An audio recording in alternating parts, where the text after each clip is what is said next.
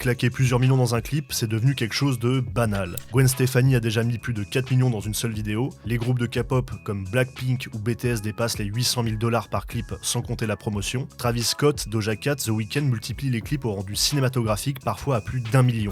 Mais dans les années 70, début 80, un clip c'est avant tout une publicité à bas coût. Deux caméras, un fond neutre et parfois un playback mal calé. Un produit jetable collé entre deux pubs sur MTV pour vendre un album et des places de concert.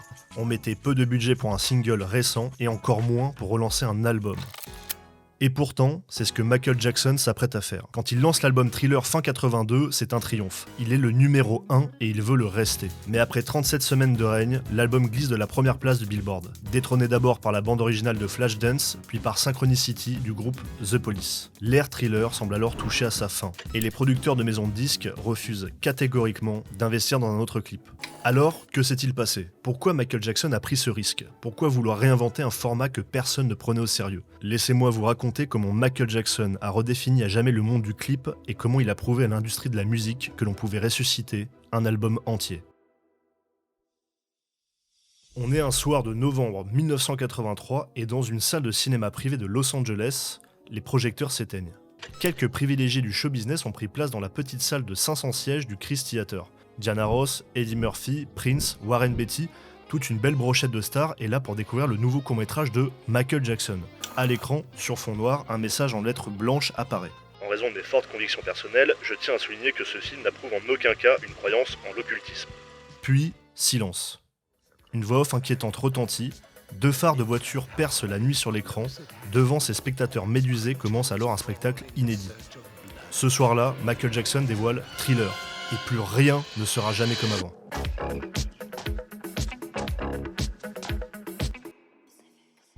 Aujourd'hui, Thriller évoque un succès colossal. Pourtant, fin 83, la situation est bien différente. L'album Thriller, sorti en novembre 82, domine les charts pendant des mois mais commence à retomber dans les classements à l'été 83. Certes, l'album nous a offert des beaux singles comme Billie Jean et Beat It, et Michael Jackson a enflammé la planète en mars 83 avec son fameux Moonwalk à la télévision. Et oui, parce qu'on pense tous que c'est Michael Jackson qui a inventé le Moonwalk, alors que c'est Bill Bailey en 1955 qui l'a fait pour la première fois. Une anecdote que vous allez pouvoir ressortir en soirée quand vous tentez de faire le Moonwalk bourré. Mais près d'un an à la sortie de l'album, Michael s'inquiète. Thriller risque de se faire oublier face aux nouveautés musicales. Du côté des maisons de disques, on ne voit pas l'intérêt d'investir davantage sur un album déjà exploité. Parce qu'en 1983, l'industrie considère encore les clips comme de simples outils promotionnels à bas coût. Les budgets sont alors très limités, typiquement autour de 50 000 $ par vidéo.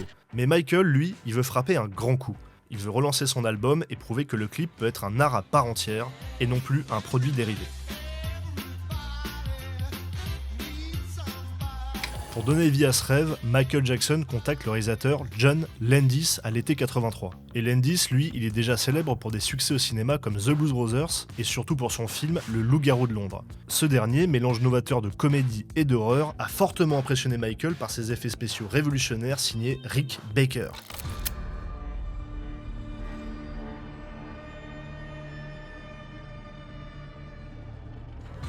Là, vous trouvez ça certainement assez ridicule, mais il faut savoir qu'à l'époque, c'était des effets spéciaux révolutionnaires. Et n'oubliez pas qu'à notre époque, on se tape ce genre de truc.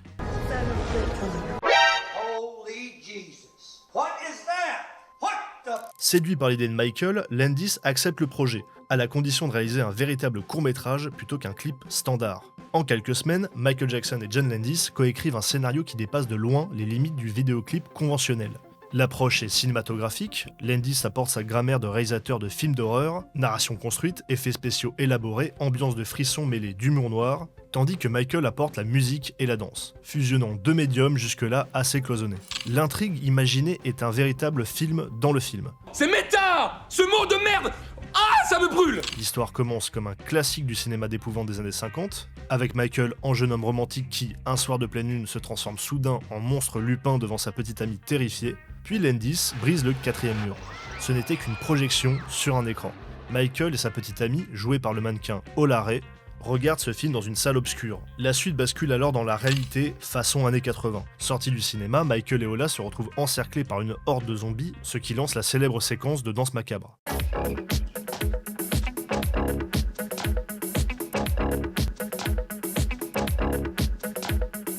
Mais qui dit ambition dit obstacle de taille, parce qu'un tel projet nécessite un budget très élevé.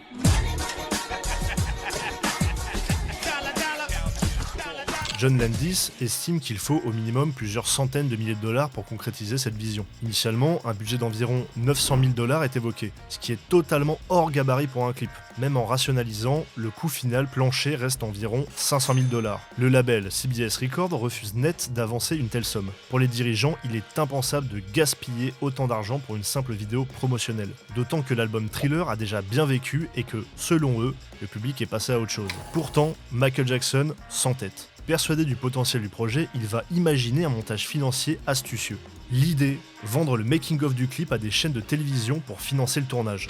Le producteur, George Folsey Jr., collaborateur de Landis, propose en effet de filmer les coulisses et d'en faire un documentaire d'1 heure qui sera proposé aux diffuseurs. Le pari réussit. La jeune chaîne MTV, pourtant peu encline à payer pour des clips, accepte d'acheter les droits de ce making-of pour 250 000 dollars.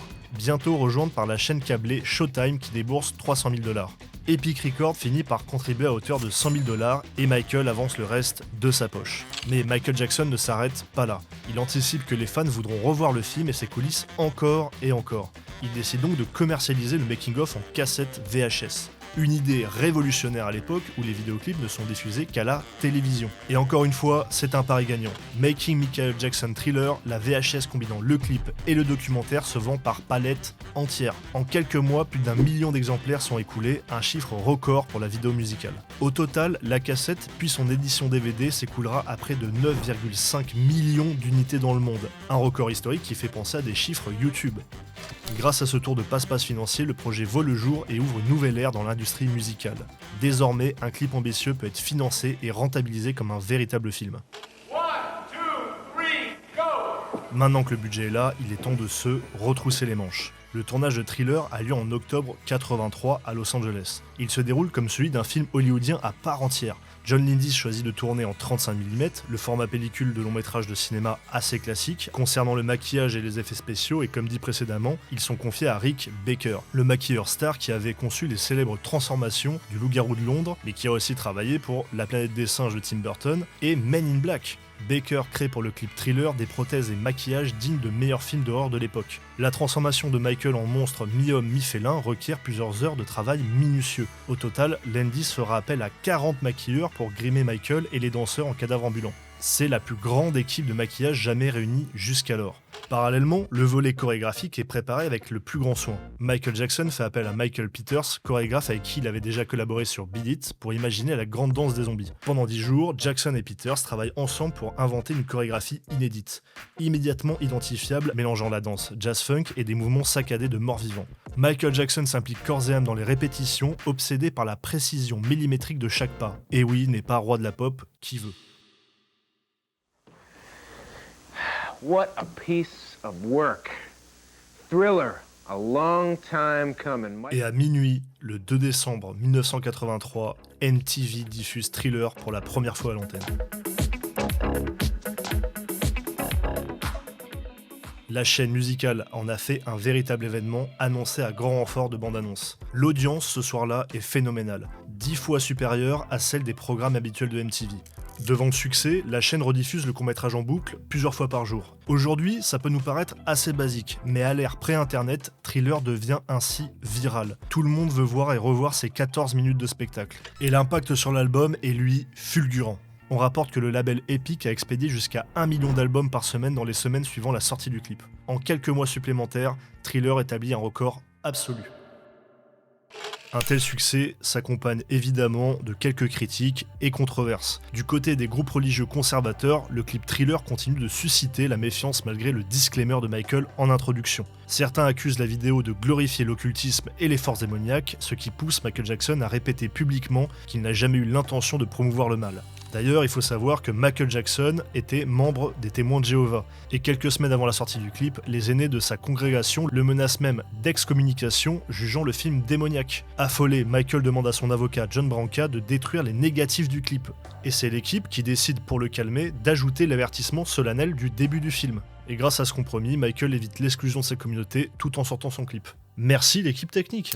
Dans l'industrie musicale, Thriller provoque aussi un petit séisme. Pour beaucoup de professionnels, ce court-métrage marque une rupture nette dans l'histoire du clip. Certains producteurs sont inquiets. Après Thriller, ne va-t-on pas exiger de tous les artistes des vidéos à gros budget ? Comment les chanteurs moins connus pourront-ils suivre si les clips deviennent aussi coûteux que des films ? Ce sentiment est particulièrement présent chez les réalisateurs de clips des années 80, qui voient Thriller comme un ovni inimitable, le fruit de la collaboration d'une superstar au sommet et d'un cinéaste chevronné, bénéficiant de moyens colossaux, difficilement reproductibles. Le réalisateur Brian Grant, qui œuvrait aussi dans le milieu à l'époque, déclare par exemple que Thriller a été le tournant où les clips vidéo sont devenus une véritable industrie, et non plus un artisanat marginal. De fait, après 83, les maisons de disques investiront de plus en plus dans les vidéoclips, cherchant à reproduire à moindre échelle la magie qu'avait insufflé Thriller.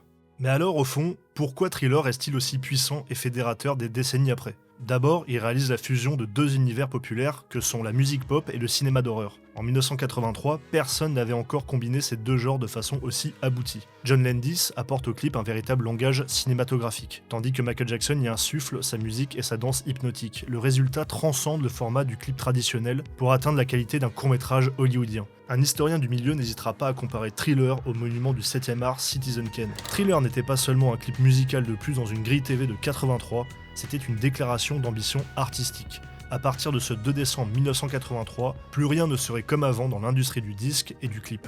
L'héritage de Thriller est à la hauteur de son impact initial, colossal et intemporel. Chaque fois qu'on entend ses premières notes funky suivies du rire glaçant de Vincent Price, chaque fois qu'on revoit ses silhouettes titubantes se ranger en formation sous la lune, on assiste, comme en direct, à la même révolution culturelle en train de se jouer encore et encore. La nuit de Thriller est éternelle et Michael Jackson demeure à jamais le maître de cette cérémonie fantastique qui a enchanté le monde entier.